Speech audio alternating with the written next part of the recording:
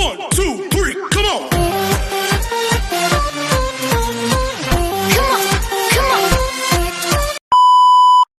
Hello beautiful people! Welcome back to my channel. This is your Mama Sam. Hola mga amigo, amiga, kumare at kumpare. Kamusta kayong lahat? Sana lahat po kayo ay okay at safe ngayong araw na ito. At syempre kung ako naman ang tatanungin nyo, nakikita naman ninyo ang beauty ng Mama Sam ninyo. Fresh overload pa rin, di ba? Ganyan talaga kapag umiinom ka ng maraming vitamin C plus kumakain ka ng maraming banana. Dahil sa banana, mas nakakaloka ang ganda ng Mama Sam ninyo. Charot! So, kamusta naman kayong lahat? Sana lahat kayo ay okay na okay ngayong araw ng Tuesday. So, happy Tuesday sa atin lahat ng bonggang-bongga. My gosh! 1 week na lang, katapusan na ng March. And then, ayun nga, ramdam na rin natin ang init ng panahon dito sa Thailand dahil sobrang init talaga. Grabe. Para tayong sinusunog sa ilalim ng araw. Para tayong prito. Na, alam mo yun, pwede kang maglagay ng itlog dyan sa kalsada. Maluluto siya sa loob lang ng ilang minuto. Ganon kainit. Ay nako, pero syempre, wala naman tayong magagawa kundi namnamin, i-embrace ang summer kasi syempre expected na natin yan na talagang iinit ang panahon, di ba? And then ayun, so i-enjoy na lang talaga natin ang summer, di ba? Nakakaloka, nakakawindang ang init ng panahon. Pero syempre, marami akong atid na chika ngayon na talagang kasing init din ng sikat ng araw. Ganun din katindi. Pero bago ako tumika, gusto ko munang magpasalamat sa walang sawang tumatangkilik dito sa Mama Sam Vlog. Araw-araw, lagi-lagi, maraming salamat po sa pagmamahal at support na binibigay ninyo. At hindi lang yan, syempre, sa mga makasolid na Mama Sam dyan, na talaga namang grabe ang suporta. At saka syempre sa mga bago nating subscribers, hello po sa inyong lahat. Kaya naman ngayong araw na ito, marami akong atid na chika sa inyo na siguradong magtataas ang kilay ninyo ng bonggang-bongga sa mga pag-uusapan natin ngayon. Kaya guys, wag na natin patagalin ang ating mga chika. So para sa una nating chika, eto nga, pambato daw natin sa Manhunt International. Ano daw ang masasabi ko sa kanya? So tingin ko daw ba, may laban ba si Raven sa Manhunt at makuha niya kaya ang titulo? Ato ay gaganapin sa Colombo, Sri Lanka. So, anong chika mo dito, Mama Sam?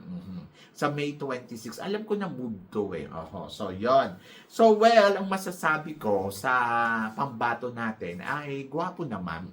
Kung nakaraan taon ay si Jordan, ay nag-third runner-up sa Manhunt. So, parang feeling ko kaya din neto mag-top dito sa competition ng Manhunt. At syempre, gwapo naman talaga ang pambato natin na si Raven at malakas ang appeal. So, parang feeling ko kaya niyang kumabog. Kung kaya niya bang manalo, ang tingin ko sa ngayon, kaya niyang mag-top 5. Then, tingnan natin kung ano ang susunod. So, malay ninyo, di ba? Mag-title yan. So, ang kailangan lang gawin ni Raven, syempre, i-prepare niya yung sarili niya, ihanda niya ang sarili niya ng bonggang-bongga sa darating na competition, and then malalaman natin kung ano ang magiging eksena niya kapag nagsimula na ang Manhunt sa Sri Lanka. So, yon. So, wish all the best para kay Raven. And then, of course, laban Pilipinas. Malakas yung laban. So, nakikita ko na kayang pantayan ni Raven kung ano ang nagawa ni Jordan San Juan nung nakaraan dito sa Manhunt, and then malay mo mas umangat pa ng bonggang-bongga or mag-title, diba? So yon, kaya good luck. Ay nako, I'm so excited dyan sa Manhunt na yan. At para naman sa sumunod nating chika, eto nga, kanina nga kinoronahan na ang pambato ng Miss Grand International MGI All-Stars na si Kylene.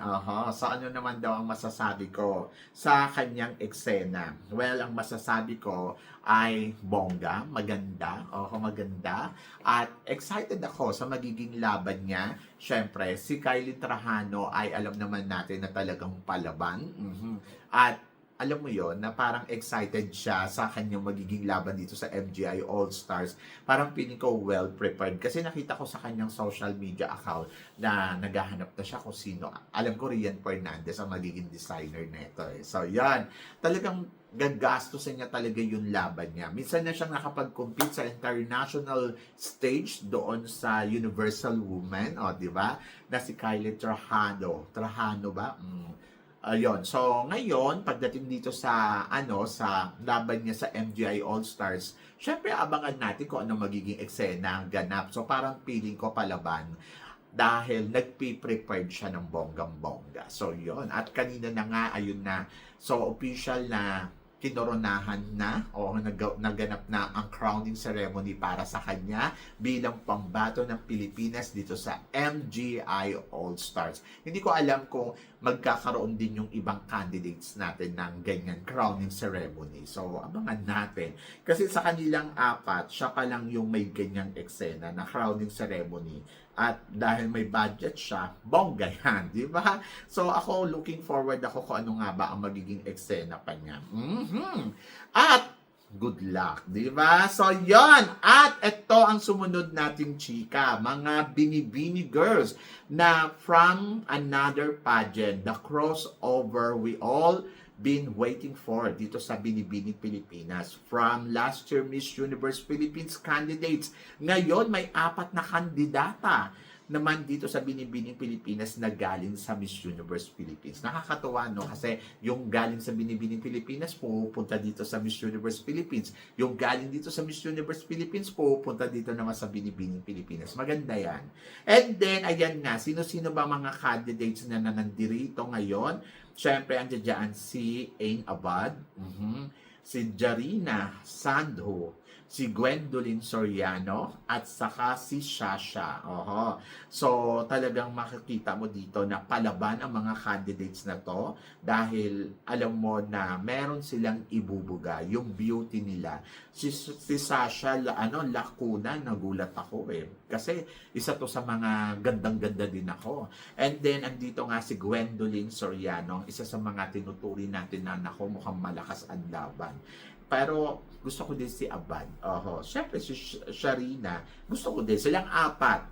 Kaya ang tanong, sila kaya ang talagang mag-dominant daw dito sa competition ng Miss Universe ng Binibining Pilipinas. To be honest, yung nasa Miss Universe Philippines sila, marami talagang humahanga sa ganda nila eh. Kumbaga parang nandoon na naniniwala na pwede silang manalo, makarating sa top 5, at yung resulta naman, nakita naman natin mga palaban. Ako walang problema sa akin kung crossover sila sa ibang pageant. Like example, di ba? Ito nga si Ifugao, di ba? Na dati din Miss Universe Philippines candidates o nagpunta sa Miss World Philippines. And then ngayon, ilalaban natin siya sa Miss Global, di ba? And then parang ganun din ang pwedeng mangyari sa mga candidates na to. Dalawa lang ang koronang alam ko ngayon dito sa Binibini. Pwedeng isa sa kanila makakuha ng Binibining Pilipinas International or Binibining Pilipinas Globe. Ayun. So, I hope merong isa sa kanila kasi merong pang mga magagaling na hindi rin galing sa Miss Universe Philippines at talagang maganda. So, challenge to sa kanila kasi may experience na sila. Basta, ang gusto ko lang, ang tanong kasi dito, makoronahan kaya sila? Isa kaya sa kanila ang makoronahan? Ako para sa akin, bakit hindi? Di ba? So, magaganda sila and then laban. So, I hope na sana isa sa kanila ay matulad kay Angelica Lopez na kinoronahan from Universe to Binibining Pilipinas. Di ba? So, yun. So, good luck and wish all the best. So, yun. Hay nako, I'm so excited. Excited na talaga ako. Pero ito, mas kaka-excite dahil sabing ganun si Roxy daw at saka si Gwendolyn Soriano parehas pambato ng Baguio ngayong taon na to sa competition. So nung una, si Gwendolyn actually yung lumalaban to sa Miss Universe Philippines, marami nagsasabi na kung mananalo siya kasi magaling. Sabing ganun ng kadamihan. Pero hindi siya umabot sa top 5. And then, ngayon naman si Roxy, nandito naman sa Miss Universe Philippines. Tapos si Gwen naman, nagbabalik para sa Binibining Pilipinas. Syempre, medyo level up na ang beauty at ang galing ni Gwendolyn. So, ako para sa akin yes, pareha silang may chance na makuha ang corona. Halimbawa, si Gwen, makuha niya ang Binibining Pilipinas International, tapos si Roxy naman, makuha niya ang Miss Universe Philippines, di ba? Kasi hindi rin imposible mapunta kay Roxy ang Miss Universe Philippines. So, it's a challenge sa kanila. And then, ayun, nakakatuwa kasi malakas talaga ang mga taga-Baguio at may ibinubuga talaga sa kompetisyon. And ayun, looking forward ako kung paano nga makaka-eksena si Gwen at saka si Roxy. So, yan, good luck na lang sa kanila. Pero ito, mas good luck daw. Sabing gano'n. Pambato natin sa Miss International. After 10 years na pala, na nakuha natin ang corona ng Miss International kasi 2016 yung huli natin nakuha ang corona. So, 10 years na ngayon ang nakakalipas. So, ang makakuha kaya ng Miss International ay ang Pilipinas. Yung pambato natin na si Katrina Johnson. To be honest, malakas ang laban niya na sa nakikita ko And then si Katrina kasi parang feeling ko mas prepared, and then beauty talagang le-level, like example etong si Kylie Versosa, yung mga tipong ganun yung level niya, manikain Kaya parang feeling ko malaki yung chance ng Pilipinas na makuha ang Miss International crown. And then nakakatuwa pag nakuha to ni Katrina Johnson kasi 10 years ago, di ba? 2016 and 2026. Sana swertehin tayo. At ganun din sa Miss World. Sabi ko nga sana makuha din ng Miss World, makuha din natin ang supranational para balik naman tayo do sa 2013. 2013 na eksena na sunod-sunod yung panalo natin. So, good luck. Good luck kay Katrina, and I hope na sana magawa niya ang nagawa ni Kylie Versosa nung nakuha ang Miss International title. Di ba? So, yun. So, I hope na ganyan din ang mangyari kay Katrina Johnson. I'm so excited to her kasi parang feeling ko mananalo to Kasi may laban naman talaga no? At iba yung dating. Pero ito, lumalaban at kumakabog ang beauty ni Pampanga dito sa Miss Universe Philippines. Anong masasabi mo dito, Mama Sam? To be honest, yung nakita ko yung picture, maganda. Sabi ko, ang ganda dito ni Pampanga. Maganda yung ayos, maganda yung makeup. Pero siguro mas maganda kung Coca-Cola body siya. Yung maliit yung bewang. Parang, ang dating na sa akin ay para na siyang sino ba to? Si Miss Venezuela, yung nag-back-to-back, yung nakakuha ng back-to-back. Kasi ganun yung katawan So, kung medyo lumiit talaga yung bewang niya, sabi ko, ay, ang ganda na talaga, perfect. Anyway, so ako excited ako kay Pampanga kung ano nga ba ang magiging ganap na laban ni Pampanga talaga dito sa darating na Miss Universe Philippines. So, ang prelim ay malapit na. So, hindi ko alam kung ilalabas na ba nila ang prelim next month. And then, looking forward ako. Sayang nga walang prelim na live Sana meron. Kaya lang daw sabi gano'n recorded. Kasi di ba parang batch by batch. So, yon. So, ako looking forward ako dyan na sana lang talaga na itong pambato ng Pampanga ay kumabog ng bonggang-bongga. So, maganda yung ayos niya dyan. Pero syempre, hindi lang naman yun yung basihan ko para sabihin ko na, siya na yung susunod na Miss Universe Philippines Maganda, kaya lang kasi, kailangan kasi may kasamang galaw yan At yung galaw yung importante sa akin. Kung paano mo ginagalaw, kung paano mo inilalaban yung sarili mo. Like example, Bea, di ba? Nakikita natin na talagang pag tumingin ka sa picture, ay, ang ganda, pero kapag gumalaw na, maluloka ka na. At talagang siya yung nagdidictate sa utak mo na, ako ang magiging next Miss Universe Philippines. Mga tipong gano'n. So, I hope na gano'n din ang mangyari kay Pampanga. Kasi sa ngayon, kahit nakikita kong maganda na to, pero hindi pa rin talaga ako 100% na kumbinsido na parang siya na yung magiging Miss Universe. But looking forward ako at magiging masaya ako kung siya ang mananalo Miss Universe Philippines. Kasi may beauty naman si bakla talaga, di ba? So, yon. So, ayun lang, konting pihit pa. Kaya mo yan, di ba? So, yon, laban Pampanga. So, naniniwala ako na kaya mong isabay yan at ilaban. Kasi, talaga naman nakikita mo naman na parang wow. iba yung dating. At may binubuga talaga. Hindi lang basta-basta kandidata, kumbaga talagang may inilalaban, di ba? At yon ang abangan natin sa kanya. At ito ang sumunod na chika, pambato ng Baguio sa Miss Universe Philippines, Mama Sam. Tingin mo, isa kaya siya sa mga radar ngayong taon na to? To be honest, yes, isa siya sa mga radar at nakikita ko maganda ang presentation niya dito sa Aqua Boracay and then yung beauty niya talaga na meron akong wow. Super ganda ni Roxy. Sabi ko nga possible din talaga si Roxy ang isa sa mga maging tinik sa Miss Universe Philippines. Pero ako, kung hindi man niya makukuha yung Miss Universe Philippines, naniniwala akong makokoronahan pa din siya ng ibang crown. Kasi pwede ito sa Miss Eco, pwede siya sa Miss Cosmo, maraming corona yung pwede kay Roxy. And then, I'm so excited, sa totoo lang, excited ako sa magiging ganap niya. Sobrang nandoon ako sa part na parang, okay, ang lakas talaga ni Roxy din. Oo, totoo, di ba? So, yun, kaya nga, possible ang Baguio din ngayon ay mag-dominant talaga ng bonggang-bongga. So, parang feeling ko sila yung mga dapat mo talagang abangan at dapat mo talagang tutukan. At eto na, syempre, sa sumunod natin, chika, Bea Milan Windorski. So nakasama ang reigning Miss Universe na si Atisa Manalo. At hindi lang si Atisa Manalo either Michelle D. Sa Belo. Sa Belo event. So nagkaroon nga ng event si Belo. Tapos eto, umattend si Bea Milan. My gosh, ang ganda ni Bea. Yung ganda ni Atisa saka yung ganda ni Bea, magkaiba no? Pero nandoon yung ramdam mo na parang level up tayo kapag inilaban natin si Bea sa Miss Universe. Kasi lumilevel siya sa mga beauty, like example, yung beauty, iba yung beauty niya. Pero lumilevel yung caliber niya like Michelle D, mga ganon. So parang iba talaga yung quality. Siguro kahit na si Catriona ang kasama niyan mararamdaman mo na parang ka-level niya talaga So yun ang maganda kasi kay Bea.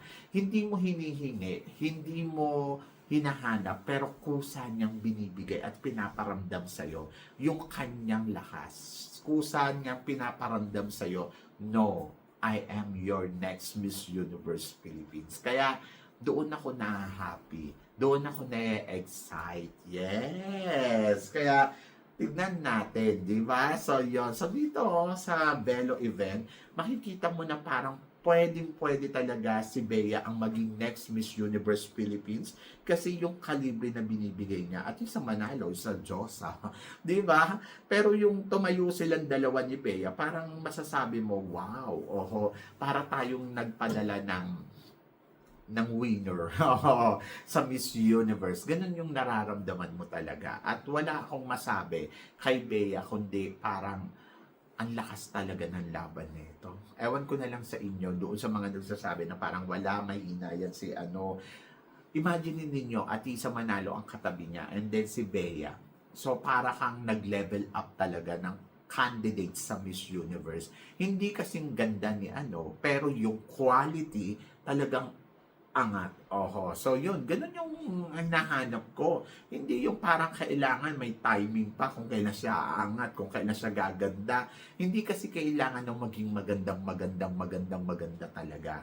Ang kailangan natin, yung merong class na tinatawag. And I think, kahit anong mangyari, hindi magbabago yung isip ko na I think siya talaga yung magiging next Miss Universe Philippines natin. Kahit magalit kayo sa akin, pero siya talaga yung nakikita ko. Yung iba nagdududa, yung iba sabi gano'n, paano pag hindi siya nanalo? Pag hindi siya nanalo, hindi siya nanalo. But for now, siya yung nakikita kong, malakas yung laban na pwedeng manalo ng Miss Universe Philippines at sa ayaw mo, sa gusto mo. Yung ganon. Kasi siya yung nagbibigay nun. Diyos ko, ano pa bang ebidensya ang kailangan natin para lang masabi? Kailangan ba talaga na dumaan pa sa Q&A? Di ba? Kasi parang ako, parang hindi pa nag-Q&A, satisfied na ako na okay, siya talaga ang next Miss Universe Philippines. Wala tayong magagawa dyan. Kahit yung manok ko ay hindi na manalo. Pero okay lang kasi alam ko na kapag siya ang dinala mo sa Miss Universe alam mo na may ibubuga at alam mo na aabot talaga sa top 5. Yun talaga yung concern ko no? Na umabot tayo sa top 5 na Miss Universe Philippines. And I hope na mangyari yun. So, yan! So, kayo guys, ano guys ang masasabi ninyo dito sa mga pinag-uusapan natin ngayon? So, please comment below para at least malaman ko naman kung ano naman ang chika mo dito sa mga tinatalakay natin. Syempre, maraming salamat po sa inyong lahat sa support at pagmamahal na binibigay ninyo syempre dito sa channel ko. At sa mga hindi pa nakaka-follow at nakaka-subscribe, please don't forget to click like and subscribe my channel at i-click nyo na rin po ang notification bell to more updated syempre sa aking mga chika. Sabi ng ganon, always keep smiling and laban lang. So guys, hanggang dito na lang. Hanggang sa muli nating chikahan. See you tomorrow. Thank you guys.